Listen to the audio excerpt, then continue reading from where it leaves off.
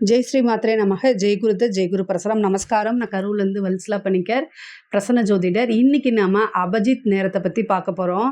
இந்த அபஜித் நேரம்னா என்ன அப்படிங்கிறத பற்றி நான் உங்களுக்கு தெளிவான ஒரு உண்மையை சொல்கிறேன். அதாவது அபஜித் நேரம், அந்த சக்தி வாய்ந்த 24 நிமிடத்தில் நீங்கள் எதை செஞ்சாலும் வெற்றி தான்.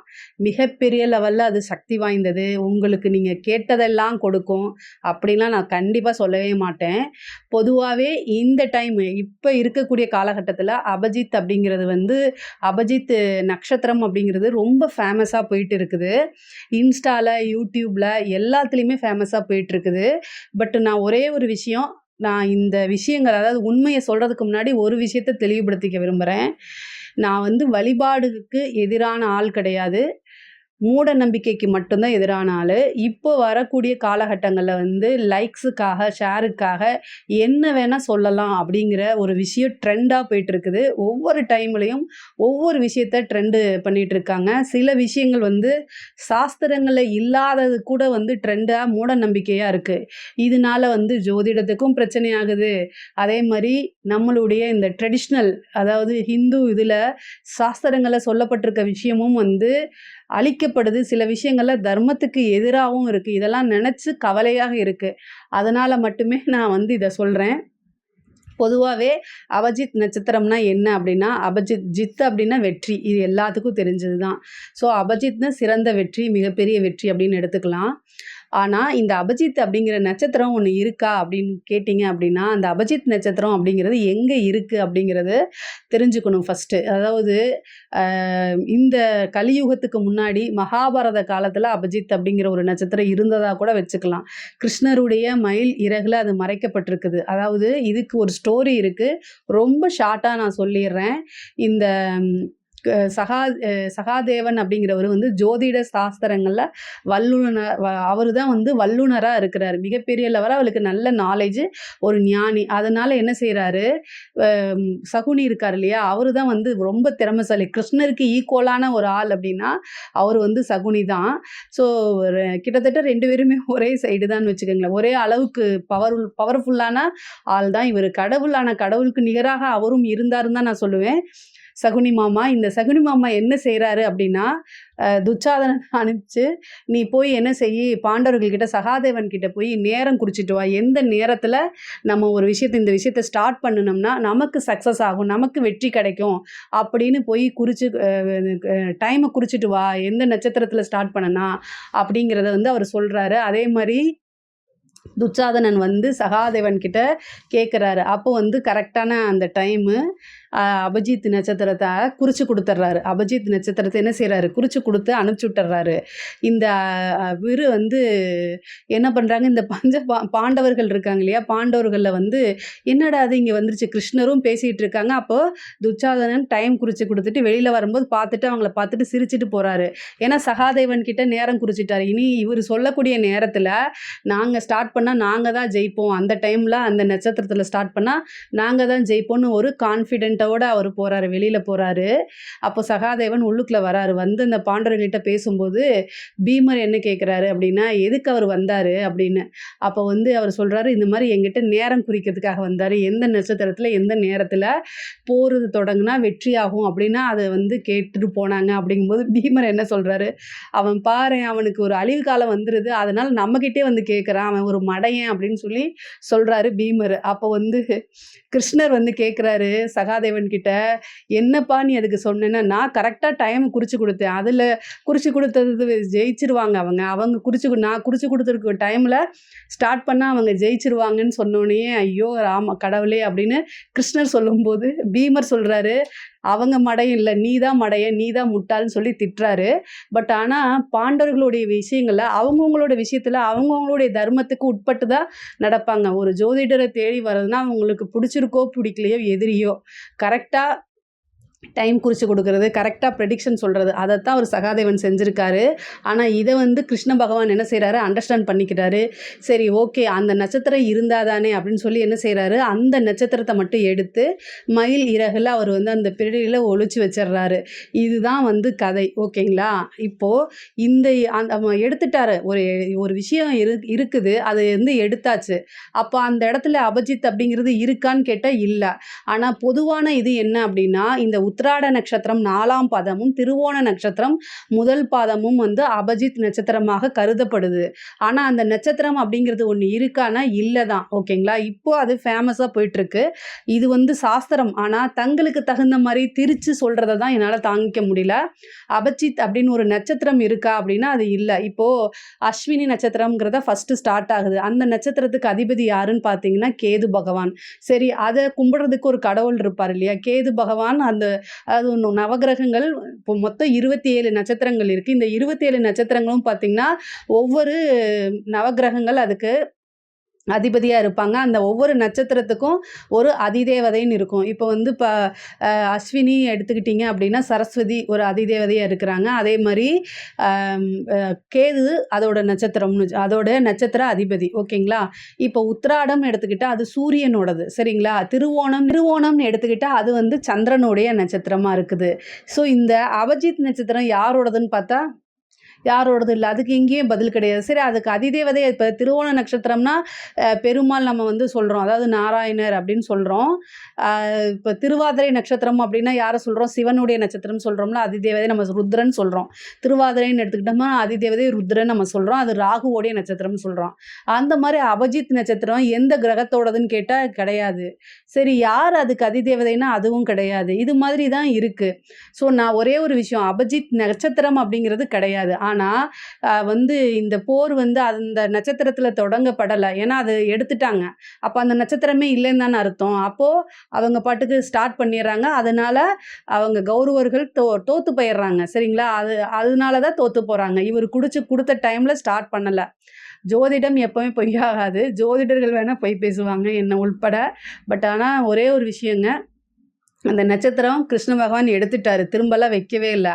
அப்போது ஒரு மற்றவங்கலாம் கேட்குறாங்க, தேவர்கள் கேட்குறாங்க, இந்த இனி அடுத்து வரக்கூடிய கலியுகத்தில் இதெல்லாம் தேவைப்படும் அப்படிங்கும்போது எடுத்ததை வைக்க முடியாது. ஆனால் அபஜித் முகூர்த்தம் அப்படிங்கிறது அந்த டைம். ஓகேங்களா? முகூர்த்தம் அப்படிங்கிறது நேரங்காலம் அப்படின்னு சொல்லக்கூடியது. அந்த டைமை வேணால் நீங்கள் யூஸ் பண்ணிக்கலாம். இந்த டைமில் யார் ஒருத்தர் செய்கிறாரோ அவங்களுக்கு வெற்றி கிடைக்கும் அப்படிங்கிறது தான் சொல்லப்பட்டிருக்குது சாஸ்திரங்களில். அதனால இப்போது நம்ம என்ன ஒரு முக்கியமான ஒரு விஷயம் நம்ம செய்யணும் அப்படின்னா, நாளைக்கு தள்ளி போட முடியாது அப்படின்னா, இன்னைக்கு தான் செஞ்சாகணும் அப்படின்னா, அப்போ வந்து நம்ம அபஜித் முகூர்த்தத்தில் ஒரு விஷயத்த செய்யலாம். இந்த அபஜித் முகூர்த்தத்தில் செய்யக்கூடிய விஷயம் வந்து வெற்றி ஆகுதா அப்படிங்கிறதுக்கு நான் என்னுடைய வாழ்க்கையில் நடந்த ஒரு விஷயத்த சொல்கிறேன்.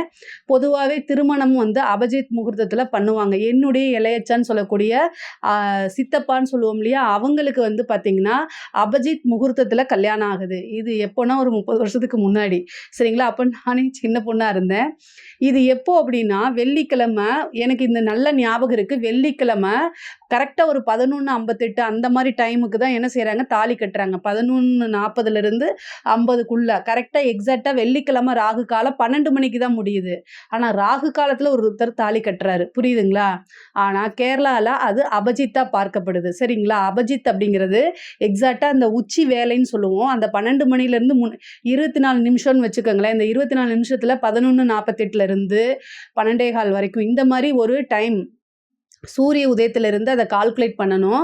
அதை பற்றி நான் இப்போ இங்கே பேச வரல. பட் ஆனால் வந்து அபஜித் முகூர்த்தத்தில் அவங்க அதை கல்யாணத்தை செய்கிறாங்க. இப்போ வரைக்கும் அவங்க ரொம்ப நல்லா இருக்காங்க. அவங்களுக்கு குழந்தைகளும் இருக்குது, நல்லபடியாக இருக்கிறாங்க. இப்போ வரைக்கும் அவங்க ரொம்ப ஆதர்ச தம்பதியர்களாக இருக்காங்க. ஆனால் அவங்களுக்கு அபஜித் முகூர்த்தத்தில் கல்யாணம் ஆச்சு. ஆனால் என்னுடைய கேள்வி என்ன அப்படின்னா, ஒருத்தருக்கு ஒருத்தர் அண்டர்ஸ்டாண்ட் பண்ணி அட்ஜஸ்ட் பண்ணி வாழ்கிறதுனால அவங்க மேரேஜ் லைஃப் சக்ஸஸாக இருக்கா, அபஜித் முகூர்த்தத்தில் பண்ணனால அவங்களுக்கு சக்ஸஸாக இருக்கா அப்படிங்கிறத மட்டும் எனக்கு நீங்கள் கமெண்ட்ஸில் சொல்லுங்கள். ஒருத்தர் வந்து ஒரு வீடு வாங்குறாரு, அவர் லீகல் ஒப்பீனியனை பார்க்காம அபிஜித் முகூர்த்தத்தில் ரிஜிஸ்ட்ரேஷன் பண்ணுறாரு. அப்போ அந்த வீடு வந்து அவங்களுக்கு வெற்றியை கொடுக்குமா, வீடு வாங்கினதுக்கப்புறம் வெற்றியை கொடுக்குமா அப்படின்னு சொல்லுங்க. அதாவது எல்லா இடத்துலையும் நம்மளோட உழைப்பு புத்திசாலித்தனமும் இருக்கணும். அதுக்கு அடுத்தது தான் வந்து டைம் குறிக்கிறது எல்லாமே. நல்ல நேரம் மட்டும் அப்படிங்கிற அந்த மூட நம்பிக்கையை தயவு செய்து எடுத்துருங்க அப்படிங்கிறத நான் சொல்ல வர்றது. அபிஜித் முகூர்த்தத்தில் செய்கிறது ஒரு வெற்றியை கொடுக்கும், கண்டிப்பாக கொடுக்கும். ஆனால் நம்மளுடைய யோசிக்கக்கூடிய திறனும் சேரணும் அதில். ஓகேங்களா? நான் இப்போ சொன்னேன் இல்லையா, ஒரு விஷயத்தை செய்யும்போது அந்த விஷயத்துக்கு என்ன விஷயம் இருக்குது, அதாவது ஒரு லீகல் ஒப்பீனியன் பார்க்காம ஒரு வீட்டை போய் நம்ம ரிஜிஸ்ட்ரேஷன் பண்ண முடியுமா? முடியாதுல்ல. சேம் இதே மெத்தடு தான். ஓகேங்களா? நம்ம எந்த ஒரு விஷயத்தையும் செய்யணும் அப்படின்னா அபிஜித் முகூர்த்தத்தை எடுத்து செய்யலாம், அது சக்ஸஸ் ஆகலாம். ஆனால் அதுக்கு என்ன உழைப்பை போடுறோங்கிறது ரொம்ப ரொம்ப முக்கியமானது. இதுக்கு வந்து அபிஜித் முகூர்த்தத்தில் செஞ்சால் கண்டிப்பாக வெற்றியா அப்படின்னு கேட்டால் அதுக்கு கேரண்டி கொடுக்க முடியாது. ஆனால் நிறைய இது சக்ஸஸ் ஆயிருக்கு. உங்களுக்கு வந்து நீங்கள் அது வந்து அபிஜித் முகூர்த்தத்தில் யமகண்டம், ராகு காலம், குளிகை இந்த மாதிரி எந்த ஒரு விஷயத்தையுமே பார்க்க வேண்டாம். அது ரொம்ப நல்ல டைம் தான். அது சாஸ்திரங்களில் சொல்லப்பட்டிருக்குது. நான் அதை வந்து ஒத்துக்கிறேன். ஆனால் நீங்கள் கண்மூடித்தனமாக ஒரு விஷயத்தை மிஸ்டேக் செஞ்சுட்டு அபிஜித் முகூர்த்தத்தில் அதை ஸ்டார்ட் பண்ணிட்டா அது நமக்கு வெற்றியை கொடுக்குங்கிறது ஒரு மூட நம்பிக்கை. ஸோ இதைத்தான் நான் இதைத்தான் சொல்ல வரேன். பொதுவாகவே இன்ஸ்டா, யூடியூப்பு எதை எடுத்தாலுமே அபிஜித் நீங்கள் கேட்டதெல்லாம் கொடுக்குன்னு சொல்கிறீங்க. பொதுவாகவே நீங்கள் எந்த ஒரு விஷயத்தையும் எந்த நாளில் வந்து ஆள் மனசில் வந்து பதிய வச்சு உங்களுடைய இஷ்ட தெய்வத்துக்கிட்ட நீங்கள் வேண்டுறீங்கன்னு வச்சுக்கோங்களேன், அது கட்டாயம் நடக்கும்.